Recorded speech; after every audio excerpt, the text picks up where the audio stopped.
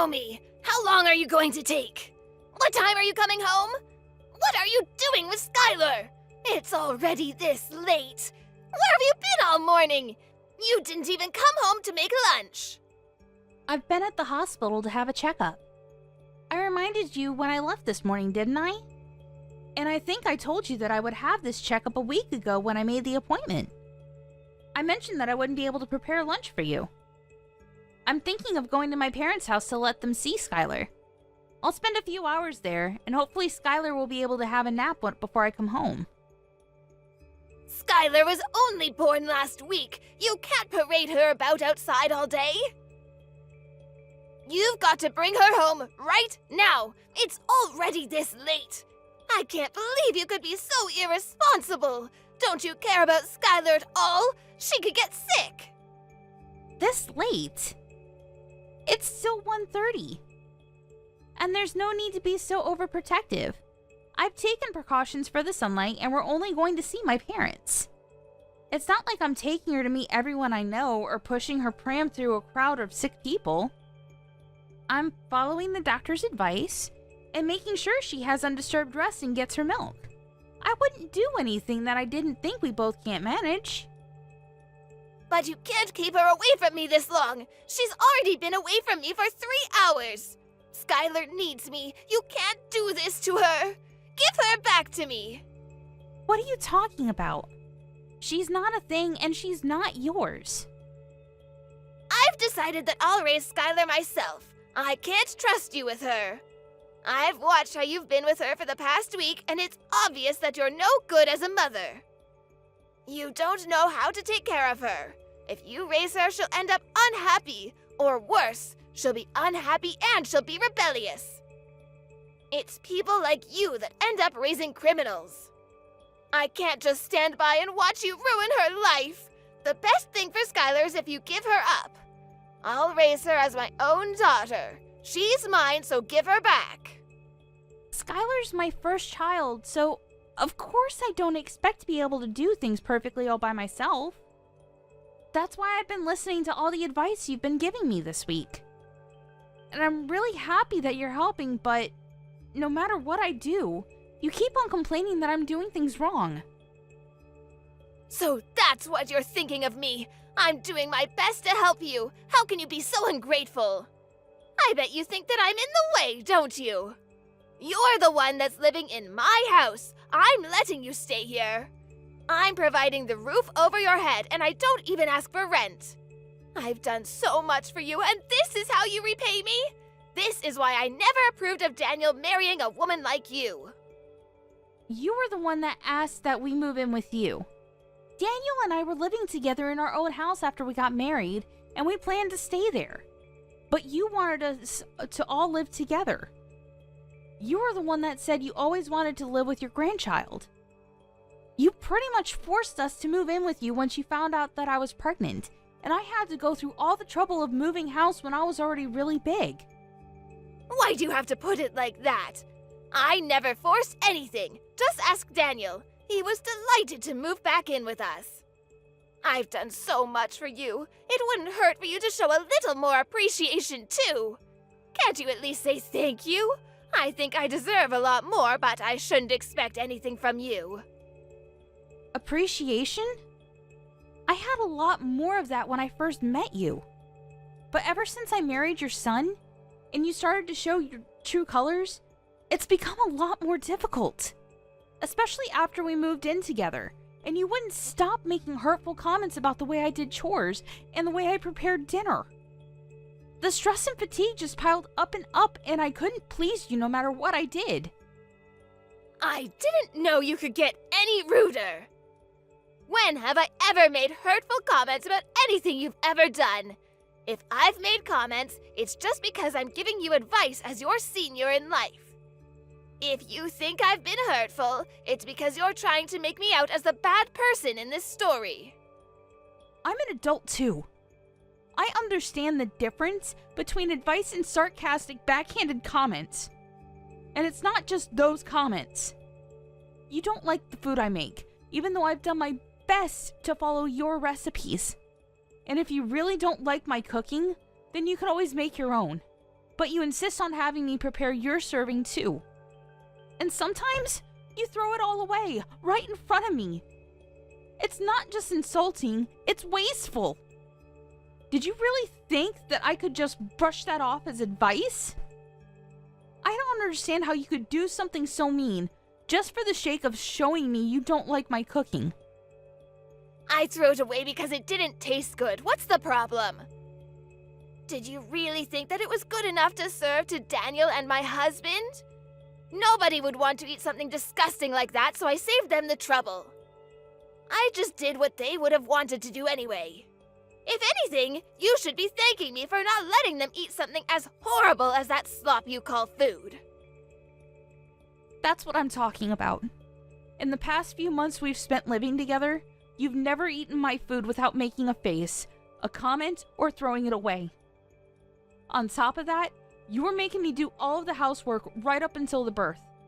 I couldn't have a moment's rest while you were around, even though my back hurt and my feet hurt and I was so tired. Even when my contractions started and I was begging you to call for an ambulance because Daniel was out, you wouldn't call and told me that I was overreacting. I couldn't even get to the phone myself. I thought I was going to give birth right where I was. It wasn't until Robert passed by my room and noticed that my water had broken that I was finally able to go to the hospital. I'm grateful for my father-in-law's care and consideration. But if you want me to be grateful for you, then you'll have to do something I can be grateful for first. You shouldn't expect everyone to do everything for you. You could have gone to the hospital by yourself. You're so spoiled. It shows that your parents must have been overly protective of you as a child. No wonder you're so disrespectful towards me. Did you really think that I could drive all the way to the hospital safely when I was getting contractions every 5 minutes? Even after I gave birth, you didn't say anything to me. You didn't ask me how I was doing. Not even a word about how well I had done, even though I was in labor for 15 hours. I was too busy thinking about Skylar. What did you expect? My first and only priority was the baby. So what if you gave birth? It's nothing special. I gave birth too, and you don't see me begging everyone for praise and compliments. I didn't expect you to compliment me. But I think anybody would be happy to hear something from family. And anything would have done. And I'd like to remind you that I was only discharged from the hospital a week ago. I've been waking up over and over in the middle of the night to feed Skylar. I haven't had any sleep at all this past week. I'm still trying to get used to a lot of new things, a lot of new emotions, and a new sleep routine. And I'm literally all over the place. But you're still making me do all the housework. I thought you said that it would be better for us all to live together because you'd be able to help out with the baby. But you haven't been doing anything. Even though Daniel and his dad say that I don't have to do anything, to rest when I can and not to push myself too hard, I have to do everything while they're at work because you won't do anything. Oh, you really are spoiled. You are the one that married my son, not the other way around. What's the point in having you here if you're not going to do the chores? You can't seriously think that you can spend your days just laying around doing nothing. You're being childish if you think that's how things work just because you've moved in with us. I'm here to be with Skylar, not with you. And you shouldn't expect everyone to be nice and kind to you just because you've given birth. So what? That doesn't change anything. You're sorely mistaken if you think you get to slack off just because you've had a baby. The only one we all care about is Skylar. I couldn't care less about you, and nobody else does either. We only need Skylar. I can't believe you're not gonna even bother to hold back your punches. I take it you mean that there's no use for me at your house if I'm not going to do all of your housework for you? That's right. I'm glad you finally understand. We only need Skylar to make us happy. I don't need a rude, disrespectful, annoying daughter-in-law like you around the house if you're not even going to do what you're here for. Even if you did do the chores and prepare our food, you're so useless I end up having to redo everything you do anyway. You're just wasting my time, and having you here is a waste of space too, so we don't need you here. So you think I'm rude and useless. All right. What, am I wrong? I don't think I said anything you couldn't understand. I made it quite clear. We don't need you in this house. To be honest, I'd prefer if you'd leave as soon as possible and never come back. You don't have to worry about Skylar, she'll be in good hands. We'll raise her without you. I think that's best for her as well. She doesn't need a useless woman like you as her mother. I just want to check. If you want me to leave, then that means you don't want to live with me, doesn't it? How many times do I have to tell you? I don't want to live with you, and I want you out of my house, do you understand? Yes, I do. I understood that perfectly. Then I won't be coming back. I'll be staying at my parents' house. They've got a spare room that I can use, so there's no reason for me to return today. I'll go and get my things another day. Will that make you happy? Of course, do whatever you want. You're an adult. I don't care where you stay as long as it's not in my house. Nobody in this house is waiting for you to return anyway. I'll have Daniel go and collect Skylar from you when he gets home from work, so make sure she's had her rest and you've got all her things ready by then. I'll let you spend these last few hours with her at least. You're not going to come back to this house, so this will be the last time you ever see her. I'm glad you've finally come to your senses. You're not fit to be a mother. I understood the part about not coming back to stay in your house, but you're wrong about one thing. I am not handing my daughter over to you. Skylar is staying with me. I'm her mother. What are you talking about? I just told you that you're not fit to be a mother. Are you going to take her away from me? You can't do that. She needs me. Oh, you think that I'm not fit to be a mother because I need support to raise her and because I can't handle all of the housework on just 1 hour of sleep a night? You expect the impossible from me. You're saying that I'm taking her away from you, but you're not her mother. She was never yours to begin with. She's my granddaughter. That makes her mine. I don't think that your way of thinking that she belongs to you is very healthy for Skylar. I don't think that raising her in an environment where you think that you can treat me however you like is good for her either. Daniel and Robert have both lost their patience with the way you've been treating me. I know that the both of them have done their best to talk with you privately and get you to change your attitude. But it still hasn't changed after months. And if it's only going to get worse now that Skylar's born, I'd rather not live with you either. Your own son and husband have given up on getting you to change your ways, so there's no way I can keep hoping. Robert as well? You're lying. I remember him mentioning something about you, but I've forgotten what he said. It didn't seem very important. But I know that they all hate you. Nobody wants you to stay in our house, and we're all happy that you've finally given birth so we can get rid of you and keep Skylar. Who's they? Do you mean Daniel and Robert? Because I know Daniel loves me, and Robert is a wonderful father-in-law. And even if they did actually hate me, I think they'd be more mature about it. You've been far from mature these past few months. You've been passive-aggressive and childish at best. All you've done is bully me and make me feel bad about myself. I've had enough. We've all had enough of your behavior. If you're not going to fix it, then there's no point sticking around and waiting for you to change. I'm not returning to your house. And if you won't reflect on your actions, I won't let you meet Skylar. You won't let me see Skylar? That's ridiculous! You can't do that. You can't keep her away from me. You have no right to do that. I'm not going to listen to a woman that can't even raise a child properly. You don't have to come back, but I'm not letting you keep Skylar. Give her back right now. Skylar will be happier that way, and you'll thank me one day when you realize that. She belongs with us, not you. We'll raise her, so don't be so selfish and give her up. I'm sorry, but who's we? Daniel, Robert, and I. The three of us will raise her without you. I know that we can make Skylar a million times happier if you're not around to ruin her life. She doesn't need a failure of a mother like you. You should give her back to me for her sake. Robert's actually with me right now. Daniel will be here soon too. He's already asked his manager for the rest of the day off after he's finished in his meeting. The truth is, it wasn't a hospital appointment I had this morning. I'm sorry I had to lie, but you wouldn't let me leave the house until I said that I would be going to the hospital. What? Then where were you? What were you doing?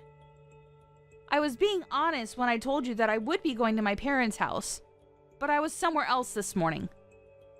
I went to have a viewing of a house with Robert to get his opinion. You went to see a house? But why would you do that? I didn't tell you to leave my house until an hour ago. And why would you need my husband's opinion? Daniel and I have decided that we're going to move out. And when we told him, Robert was very interested in the idea too. Maybe you should ask him for the details when he returns home tonight, since I won't be coming back. Ever. But why would Robert be interested in looking at a new home? Daniel and I have been thinking about moving back out, ever since we first moved in with you and you started to bully me. We've both hit our limits, and we can't take it anymore. It's too stressful being with you all day, every day, and he doesn't complain. But I know it's tough on Daniel when I vent after he's had a long day at work. It's been hard for the both of us. The only reason why we didn't move out earlier is because it was a strain on my body to move our stuff to your house in the first place, and we didn't want to go through that again. Hit your limits? Stressful? What's that supposed to mean? You're just exaggerating. How pathetic. All I'm doing is showing you how to do things properly. Daniel's had enough of your behavior too. He can't stand the way you speak to me, and he knows that you've been throwing away the food I make as well. He knows about how you follow me around when I do the laundry and the washing up, nitpicking at every single thing. He promised me that we would make preparations so that we can move out as soon as the baby is born. And he kept that promise. He found a few places that were open for viewing and cut the choices down to 2 places so I wouldn't have to go back and forth. When we spoke to Robert, he offered to pay half of the deposit, saying that he wanted to come with us. Excuse me? Robert wants to move out? Well, he was obviously including me when he said that. He meant that he wanted to move in with us and move away from you. Apparently, he's had enough of your attitude as well. And since you won't change, no matter how many times he's spoken to you, he's decided to leave you. He's telling me that he left the divorce papers on the table in the living room. Have you seen them? He says that he's already signed them, so you just have to sign your side and leave them there. He'll have them filed tomorrow. I found them, but I don't understand. Why would he want to divorce me? I haven't done anything to deserve this.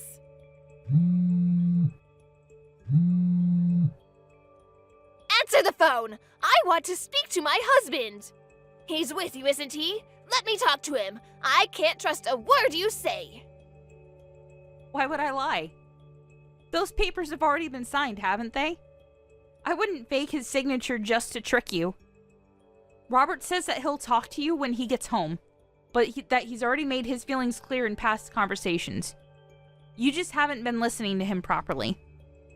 Anyway, we're busy getting our new home ready. Could you wait until later?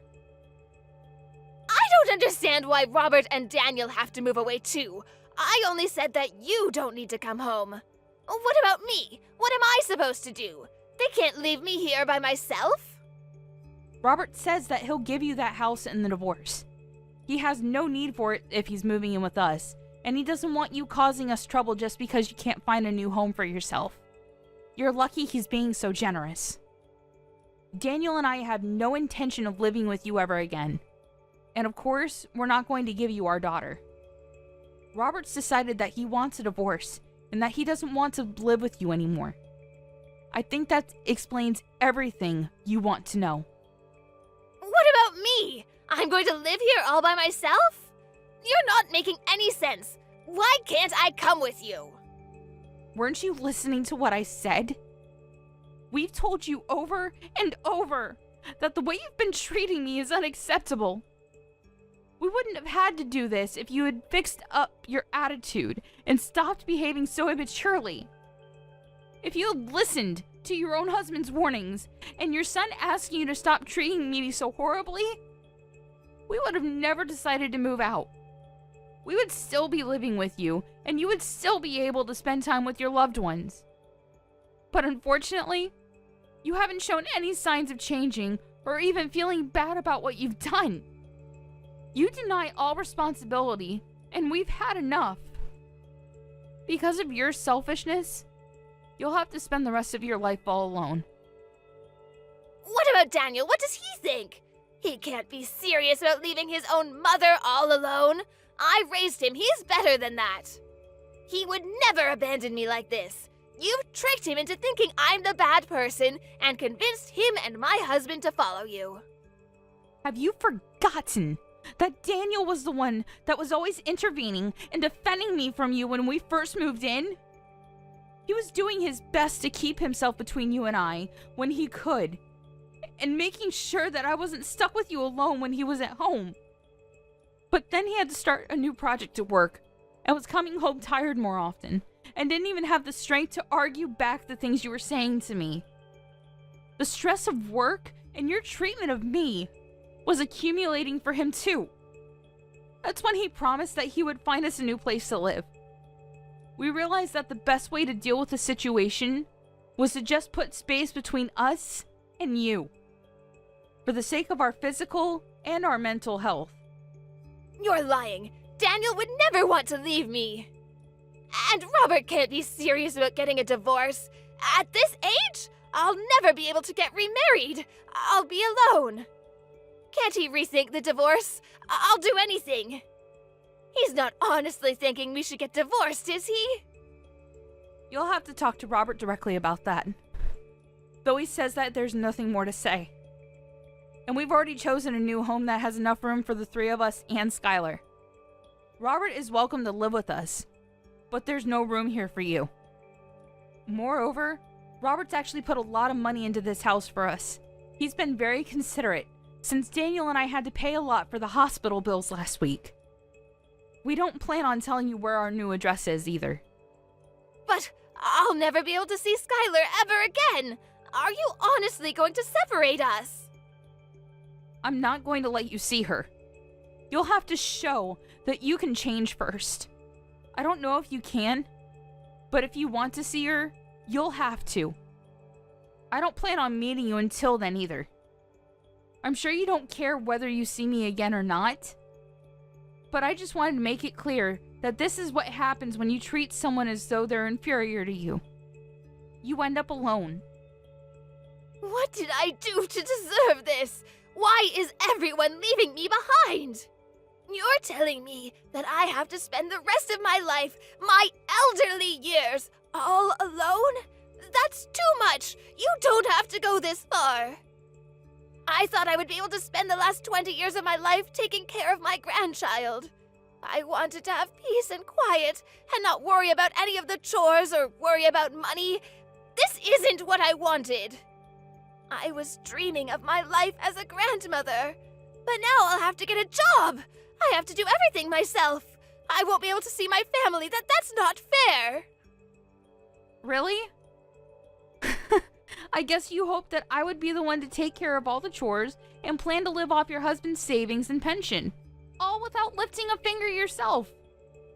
But you ended up breaking that dream with your own hands. You should have been more respectful towards the people around you if you wanted them to love and take care of you. I am tired of you complaining about every little thing I do. But now, you'll have to do everything yourself, and you won't be able to see your family ever again. That's the price you've paid. You'll have to accept it. Fine, I understand I made a mistake. I shouldn't have been so nagging. I'll do my best to get on with you from now on. I'll change the way I've been acting towards you. So please don't move out. It's too late for that. We've already paid the deposit and signed the documents for the house. We won't change our minds about living away from you. And we'll be moving all of our things into the new place over the next few days. We're all going to live here in peace without you. Robert will be returning to your house this evening to pack up our essentials, so you should have a good long talk with him then. He'll be staying there until all of our things have been moved. But he's quite adamant about having the divorce, so I suggest you forget about talking him out of it, and talk about how you can make an effort to change your behavior. That way, you might have a chance to meet Skylar in the future. Naomi, I'm sorry. Let's all live together. I don't want to be alone. I think we might have gotten off to a bad start, but I'll change. I'll do whatever it takes. I'm sure you'll come to understand why I was so harsh towards you. It was for your sake, but I won't do that anymore. Just let me see Skylar. I find it hard to believe that you'll change when you're still making excuses. You can't even apologize properly. It's too late after all. You can't change. Besides, you were saying yourself that you don't want to live with me, remember? I confirmed over and over, and you said that you wanted me to leave. Well, I don't want to live with you either. I hope you'll enjoy your final years without a rude, useless woman like me in the way.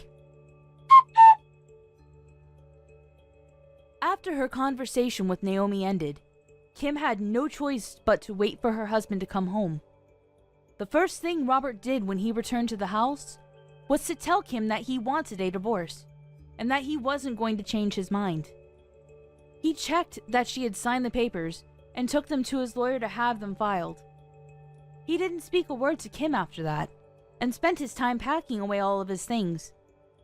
Anything that had to be dealt with regarding the divorce was done through his lawyer, and he was able to move houses without much fuss. Kim got the house and the divorce, but it was brought to her lawyer's attention that she had spent Robert's savings on several occasions without his permission, and as a result, the amount she received in alimony payments decreased significantly. It wasn't enough for her to keep up the payments for the household bills, so she had to find a job in order to earn some money to pay for other essentials. She was so desperate to meet Skylar that she went to Naomi's parents' house and demanded that they tell her Naomi's new address. It didn't occur to her that she should have just shown Naomi that she was making an effort to change.